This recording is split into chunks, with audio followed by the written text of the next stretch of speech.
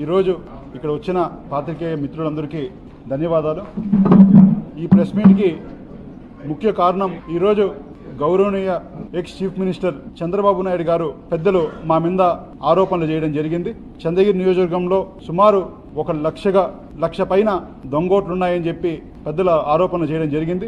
నిజంగానే ఆరోపణలు చూసినప్పుడు చాలా బాధ అనిపించింది. ఎందుకంటే చంద్రబాబు నాయుడు గారు మా తాత వయసు, చంద్రబాబు నాయుడు గారు ఒకే కలిసి చదువుకున్న వాళ్ళు. నాకు నిజంగానే పెద్దలంటే గౌరవం ఉండేది. ఈరోజు నిజాలు తెలుసుకోకుండా అసత్యాలు పెద్దలు ఈ విధంగా ఆరోపణలు చేయడం నిజంగానే ఆయన వయసుకి ఇది తగింది కాదని చెప్పి నేనైతే భావిస్తున్నాను. ఎందుకంటే చంద్రగిరి నియోజకవర్గంలో మొత్తం 2019కి 2,91,427 ఓట్లు ఉండడం జరిగింది. 2024కి వచ్చేసరికి 3,08,000 ఓట్లు ఈ రోజు మొన్న డ్రాఫ్ట్ లో కూడా పబ్లిష్ చేయి రావడం జరిగింది. ఫైనల్ డ్రాఫ్ట్ లో అంటే గత 5 సంవత్సరాల్లో కేవలం 16,000 ఓట్లు మాత్రమే నమోదవడం జరిగింది. అందులో కూడా తిరుపతి రూరల్ లోనే సుమారు 10,000 పైన ఓట్లు నమోదవడం జరిగింది. దాని ముఖ్య కారణం తిరుపతికి ఎక్కువ ఉపాధి కోసం చుట్టుపక్కల ఉన్న గత 10 కాన్స్టిట్యున్సీల నుంచి జనాలు కావచ్చు, చాలా మంది కావచ్చు తిరుపతికి రావడం జరుగుతుంది. తిరుపతికి ఎవరు వచ్చినా కూడా తిరుపతిలో ఉండేది తక్కువ. ఎందుకంటే ఆ భూభాగం తిరుపతి రూరల్ అనేది 3 రెట్లు ఎక్కువ ఉంటుంది. తిరుపతి రూరల్లోనే 90% ఎక్కువ మంది ఉంటారు. అది కూడా గత 5 సంవత్సరాల్లో 160 అపార్ట్మెంట్లు, 5,200 ఇల్లు, కొత్త ఇల్లు ఒక్క తిరుపతి రూరల్లో రావడం జరిగింది. 5,200 ఇల్లు వచ్చినప్పుడు కనీసం ఇంటికి ఒక ఇద్దరు వేసుకున్నా, ఒక 1.5 ఇద్దరు వేసుకున్నా కూడా ఒక 10,000 ఓట్లు కనీసం అంటే వాళ్ళు నమోదు చేసుకుంటారు. ఇది తెలుసుకోకుండా లోకల్లో చెప్పిన నాయకుల మాటలు విని ఈరోజు ఈసీకి ఈ విధంగా మేము దొంగోట్లు ఎక్కిస్తున్నామని చెప్పి మా మీద కంప్లైంట్ చేయడం నిజంగానే పెద్దలు ఈరోజు కంప్లైంట్ చేసిన దానికి చాలా బాధ అనిపించింది. ఇది తప్పకుండా దీని మీద న్యాయ పోరాటం చేస్తాం. అదేవిధంగా న్యాయ పోరాటాలతోనే కాకుండా తప్పకుండా ఇదే విధంగా అసత్యాలు చెప్తే మేము ఎంత దూరమైనా దీని మీద వెళ్ళి తప్పకుండా ఆమరణ నిరాదీక్షకు కూడా నేను కూర్చుంటానని తెలియజేస్తున్నాను. ముఖ్యంగా ఇంకొక ముఖ్యమైన విషయం చెప్పాలి ఏంటంటే నాన్నగారు 2019లో ఆ రోజు ఉన్న ఓటర్ లిస్ట్, ఆ రోజు గౌరవ్ చంద్రబాబు నాయుడు గారు ముఖ్యమంత్రిగా ఉన్నప్పుడు ఓటర్ లిస్ట్ లోనే వాళ్ళు తయారు చేసిన ఓటర్ లిస్ట్ లోనే 43,000 పైగా ఓట్లతో గెలవడం జరిగింది. ఈ రోజు గత 5 సంవత్సరాల్లో నాన్నగారు చేసిన మంచి కావచ్చు, మేము ప్రజలకున్న దగ్గరగా ఉండే సంబంధాలు కావచ్చు, గత 5 సంవత్సరాల్లో ఒక కోవిడ్ సమయంలో కావచ్చు, ఒక వరదలు వస్తాయి కావచ్చు, ఇంటింటికి మనం సహాయం చేయడం కావచ్చు, పెళ్లి కానుకలు ఇవ్వడం కావచ్చు, అంటే వ్యక్తిగతంగా చేయడం కావచ్చు, కొన్ని కోట్లు పెట్టి నియోజకవర్గాల్లో ప్రతి ఊరికి డెవలప్మెంట్ చేయడం కావచ్చు, మా జగనన్న చేసిన సంక్షేమ పథకాలు కావచ్చు, ఇవన్నీ కూడా మమ్మల్ని గెలిపిస్తాయని నేను బలమంగా విశ్వసిస్తున్నాను. అలాంటప్పుడు మాకు దొంగోట్లు ఎక్కించుకొని గెలవాల్సిన అవసరం ఏమాత్రం లేదని నేనైతే భావిస్తున్నాను.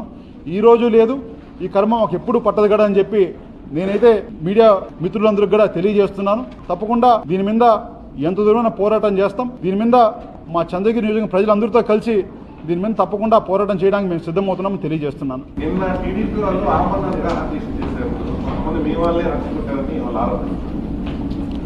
నిజంగానే నేను ఆ విషయం నేను బాధపడాలి. ఎందుకంటే 2023 సెప్టెంబర్లో ఒక 3 నుంచి 4 రోజులు టైంలో 14,400 ఫామ్ 7లు అంటే ఇక్కడ ఓట్లు డిలీట్ చేయాలని చెప్పి ఒక దొంగ పేర్లతో ఎవరో ఒక స్వీడన్లో ఉంటారు, అమెరికాలో ఉంటారు, ఆస్ట్రేలియాలో ఉంటారు, చిత్తూరులో ఉంటారు, లేకపోతే బెంగళూరులో ఉంటారు, వాళ్ళ పేర్లంతా పెట్టుకొని ఒక 50 పేర్లు పెట్టుకొని సుమారు 14,000 ఓట్లు డిలీట్ చేయమని చెప్పి వాళ్ళు ఫామ్ 7 అఫీషియల్గా అప్లై చేయడం జరిగింది. అప్లై చేయడంతో పాటు మేమే అప్లై చేశామని చెప్పి అధికారులకు అందరికీ కూడా ధైర్యంగా వెళ్ళి మేము అప్లై చేసాం, మీరు డిలీట్ చేయమని కూడా వాళ్ళు చెప్పడం జరిగింది. మేము ఆ రోజు చాలా బాధ ఉన్నాం. ఎందుకంటే 14,000 ఓట్లు అంటే సుమారు ఒక్కొక్క పంచాయతీకి 140 ఓట్లు, 140 ఓట్లు ఒక పంచాయతీకి మీరు తీసేయాలని చెప్పి మీరు అప్లికేషన్ ఇవ్వడం అంటే దాన్ని ఏమంటారో అది మీరే ఒకసారి ఆలోచించాలి. అది ఒకసారి వెరిఫై చేస్తే 90% దాంట్లో ఫేక్ ఉన్నాయి. అంటే 90% మీరు డిలీట్ చేయమని దాంట్లో అన్ని కూడా మీరు తప్పుడు ఫామ్ 7 అప్లై చేశారని చెప్పి తేలుతా ఉంది. అధికారులంతా కూడా ప్రతి ఒక్కదాన్ని వెరిఫై చేశారు. ఇవంతా తప్పని కూడా వాళ్ళు ఆ రోజు నిర్ధారించి అన్ని కూడా పక్కన పెట్టడం జరిగింది.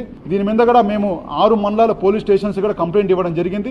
దాంట్లో కూడా ముఖ్యంగా దళితులు, ఎస్సీలు, అదేవిధంగా క్రిస్టియన్స్, మైనార్టీస్, కొన్ని ఓసీల్లో కొన్ని అప్పర్ క్యాస్ట్ని బేస్ చేసుకొని కులాల వారీగా డిలీట్ చేయాలని చెప్పి కూడా వాళ్ళు ఈ విధంగా ఫామ్ 7 పెట్టడం జరిగింది. దాని మీద మేము 4-5 సార్లు పోరాటం చేయాలని చెప్పి మేము అధికారులకు వినతి పత్రం ఇవ్వడం జరిగింది. నిన్న మేము కూడా 2 గంటలకో 3 గంటలకో వెళ్ళి మేము మా వినతి పత్రం ఇచ్చి అక్కడ కూడా మా నిరసనగా తెలియజేస్తా ఉంటే తెలియజేసిన ఒక 15-20 నిమిషాల్లో పోలీసులు మమ్మల్ని కూడా అందరినీ కూడా ఇమీడియట్ గా వెకేట్ చేయించడం జరిగింది. తర్వాత టీడీపీ వాళ్ళు వెకేట్ చేయించడం జరిగింది.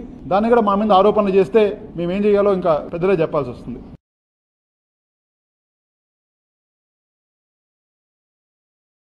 Thank you.